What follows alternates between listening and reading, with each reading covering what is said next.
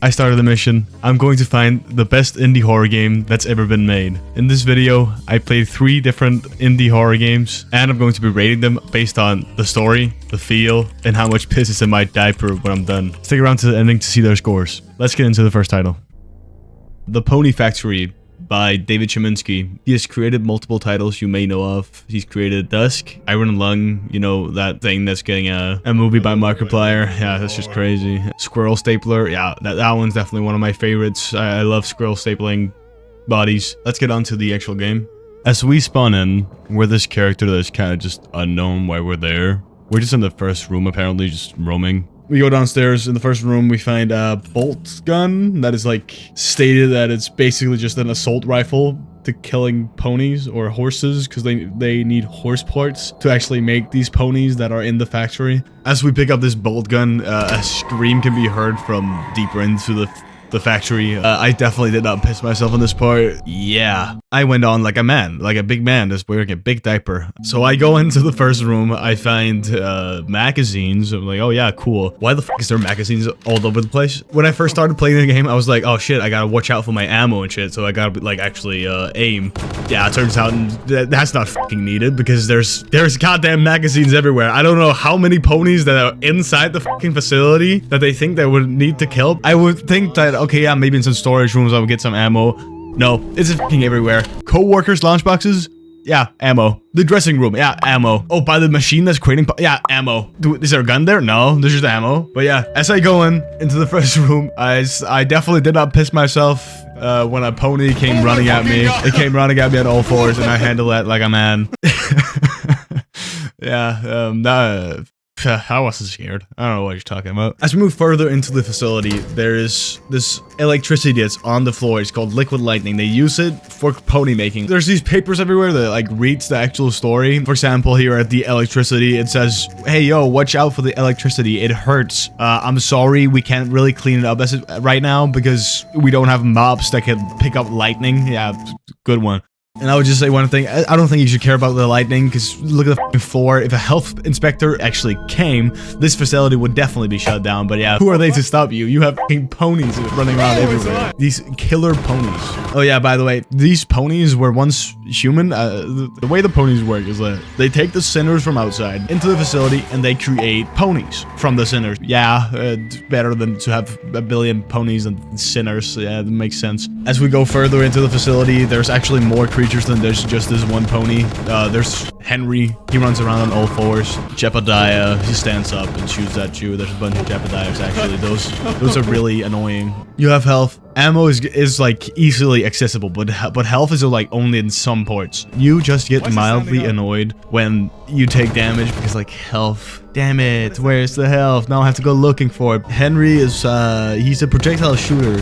He shoots you with these beams of hell energy that are really annoying to dodge. Or like not really. Just have to stand around a corner or like move. There's really not much more to say about the game. You go through this facility and you shoot ponies. You shoot Jebediahs and Henrys. As you go further into the game, there's actually one more enemy. It's basically just a giant Jebediah. It's fairly cool. Not that friendly. As we arrive at the final stage of the game, there's a big ass room. You are scared. You're like, oh no, how many ponies are in here? Actually, there's none. It's just a big giant room. I checked the whole room. I went around even though I'm just walking. But I went around to check. Nothing there. We go into the next room. In the next room, there's this giant cutter. I don't know if it's meant to cut up ponies or whatever. Harvest for the parts needed to create these ponies. As any sound human, I took the collective initiative to go into this grinder because that's definitely what any sound human would do. Because definitely I don't remember my mom telling me, hey son, don't go into giant cutting thingies. Yeah, I'm pretty sure she didn't say that, so therefore I just said, fuck it, I'll go in. In here we find the last words of Winston, the creator of the factory, as he goes, oh no, hell lied. Who would have? Oh my fucking god. Yeah, you're dumb. You're dumb. You're dumb. Yes. Yes, of course hell lied. It's hell. We go in. We grab the spear of hell energy that is laying neatly in the grinder. And once we pick it up, something a little weird actually happens. The screen actually says, we got what we came for. Now escape. Who the fuck am I, and why am I collecting hell, or the essence of hell itself? Yeah, traversing backwards through the facility, it's pretty much the same thing as before. We go through, there's more ponies that have spawned. I don't know where they came from because I'm pretty sure I'm a pretty good shooter and I shot every single one when I first came here. But yeah, apparently there's more now. Don't know where they came from, but I have the hell essence on me. Damn, I wish I had the hole of justice right now so I could kill myself in retribution. We go all the way back to the starting level to get out of the facility. But of course, my character doesn't know where we came from, so I just go into the room that the game is telling me to, because every other room says, oh, you can't go in here. We go out the door into this garage part of the map with the door right in front of us. The exit so close. We go closer to it, and of course, oh wait, what did I read in that paper? Yeah, Winston, by the way, he wanted to create this giant pony head of a collective amount of humans that made it easier for him to collect humans. But yeah, it's here, and it's the final boss. It doesn't really do much. I don't know if its pathing is just because I just stood at the same spot and shot it so many times. I could have kept doing it, but I was like, hey, yo, okay, let me move a little bit. I gotta actually see what it does. It shoots at you, it hurts, but of course there's trillion ammo here as well, and actually a lot of health, so that's pretty good. I gave it the old one too, and it just went down instantly. Okay, I mean, it took a little while, but as we defeated it, there's a door behind it. This door leads to freedom. We finally got here what we came for. I don't know why. We go outside. We see the outside is just as the inside. It's gray, but there's more light. It doesn't look as horrid as Winston described it, but that's just a different perspective, I guess. As the ending words conclude, it says that we are Winston's son and we came here to collect hell itself because we wanted to create an army to annihilate these sinners instead of just creating ponies. We want to create a pony army. I can't wait to fuck up my neighbor with this fucking pony army. Mortisomem.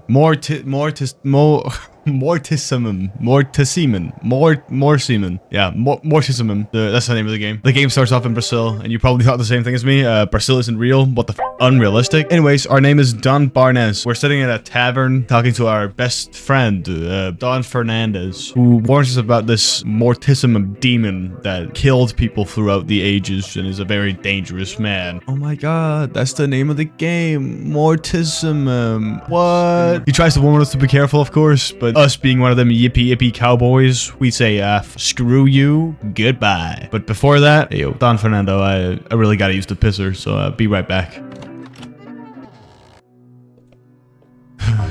No. With that fresh nightmare out of the picture, we go outside, pet the goodest boy, and we're on our way to our first objective. Objective 1, go to the port. So the port is located on the opposite side of this bridge. Oh no, the bridge! Well, okay, nothing we can do about that. Keep going. The next thing we are met with is probably the saddest thing I've seen in all of media so far. I cry every time. Objective 2, find another way through St. Antonio. After crying for what it felt like about an hour, just listening to Juice WRLD, I still see your shadow in my room. We decided to find another way, but unfortunately, as soon as we proceed to the nearest town, we are met with the Mortisomem. I'm guessing, hello there, buddy. I definitely did not run into the complete opposite direction of where I was actually supposed to go to like get this Mortisomem away from me. But then felt like the biggest juke of a lifetime. I went to San Antonio. San Antonio is a pretty dead town. There's really nobody outside, and every door I went up to just said no. We finally found this big house by the fire. Inside, we find an old veteran who tells us, it's rude to enter someone's house without permission. Well, mister, does it look like I care?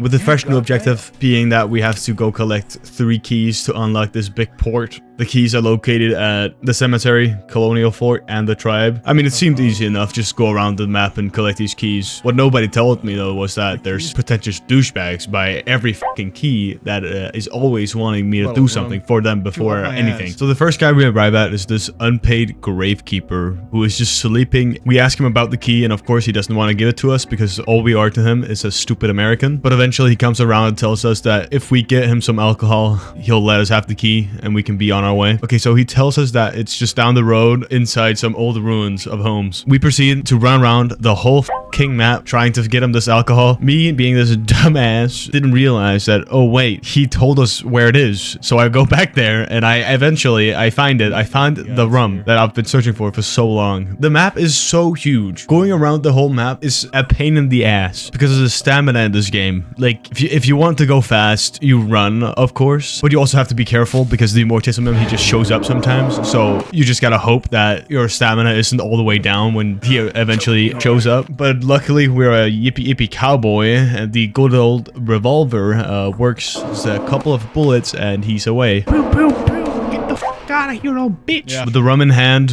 our next stop is the church, because I am a man of God. Oh, what's up, priest? One of the nuns are missing? Oh, let me go find her. Oh no, I have fallen and I can't get up. After rescuing the nun and meeting with our favorite demon, woohoo, hello. The priest tells us that there's these crosses around the map that will fend the Mortisomem away from us. The crosses, they don't really do much. They just keep him away for like a short while. Yeah, just enough for us to get back to the gravekeeper and get our key. Yay! The next location is the tribe. Oh well, if I can't get over this, then I must just go check the other one, I guess. Ah, yes. That's also a no. Guess I need a boat to actually go collect that one. Time for a boat building compilation. The music is by Don Barnes with a gun. After taking the boat out and getting the other key and not finding any pogo sticks or something to jump the fence, I decided to go back to the tribe to see if I was just bad at parkour. Well, as it turns out, you actually need acrobatics 100 to jump this fence. I'm gonna tell you, if humans used 100% of their brains, they could jump this fence. As soon as we enter the gate and go into the tribe, we are knocked unconscious. As we wake up, we're met with this threatening Indian who tells us that he will shove a spear up our ass. After using my persuasion, he decided to not do it. He tells us that the key that we want, we can't really get it because of some Americans have stolen their precious golden statue. Wait, that golden statue? Oh yeah, I've had that up my ass for like the entire game. Here you go, mister. He then tells us that there's this old elder that we have to go talk to, but us, we don't care. We got all the keys now and all we want is just to get home. Wait, you're telling me that all I had to do to get this horse was jump this fence and give them a statue? This horse can fucking fast travel and I've been running around the whole map like 3 times. With all the keys, we put them into the gate and we go to the pier to go to our port. When we get to the opposite side of the river, we're on this third path to our beautiful house. The game tells us that, oh no, there's something in this other direction. Well, don't care. I want to go home. We eventually arrive at the house to see it has been lit on fire. Oh no, my babies. Who could have done such a thing? Oh well, it's probably Daniel. He's always leaving the stove on. No, it was you, the Mortisomem, you bastard. This gives us the neutral ending with a trading house burnt down and our friends not believing in us that there really is this Mortisomem. A terrible fate for Mr. Don Barnes. What a horrible ending, but at least we wrote a book about it. That's pretty cool. We wrote a book. Wait, you're telling me you think there's another ending because this ending said neutral ending? You're goddamn right. Well, if you remember that Indian told us that we can go down to this old woman to talk to her, what you actually do is you go down to this old lady, spike up a conversation with her, you go, hey yo, what's up, ma'am? And she tells you of an ancient prophecy. The Mortisomem can be killed if we bring his remains that she mysteriously just has. Old friend, perhaps? We have to go and bring the remains to a place of trauma for the Mortisomem. We conclude that this place is probably his childhood home that she knows where is. So this old woman is definitely his childhood friend. I'm pretty fucking sure. Well, thank you, old lady. I'm not old. Ah, damn. We now again arrive at the opposite side of the river where the port is located. Instead of going to our house, the trading port, we go to the opposite direction of that dirt path that he told us that, oh no, I've never been down there. When we arrive at the end of that path, we come to the Mortisomem's childhood home. We go and place the remains of the Mortisomem in the middle of what's left of his childhood home. And all we have to do now is just wait. What's up, you son of a bitch? Ever heard of my old friend TNT? Yes. Finally, it's over. Oh no, he's still not dead. What a fucking tough bastard. After me totally not dying to him 3 different times, the Mortisomem is finally gone and he will never hurt another living soul, which leaves us with a good ending. After killing the Mortisomem, we're taken into custody by the police, them not believing that Mortisomem is real and thinking that we killed all those people. Well, lucky us, we have family and people in the area who told the police that, hey yo, the Mortisomem is real, and the police believed us. Yeah, we're so out, baby. Oh yeah, and we also wrote book.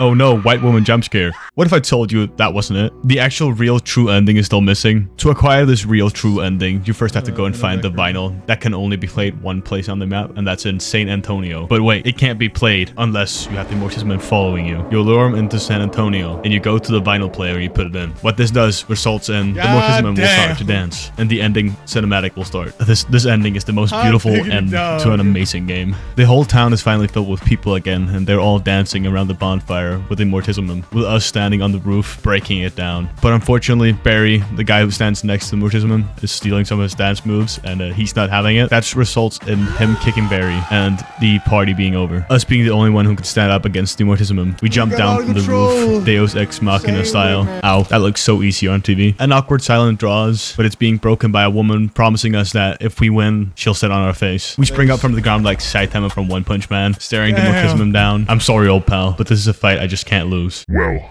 guess we'll see about that. Shidori. Rasen! Gun! Pathetic. I will become Hokage of the dance floor.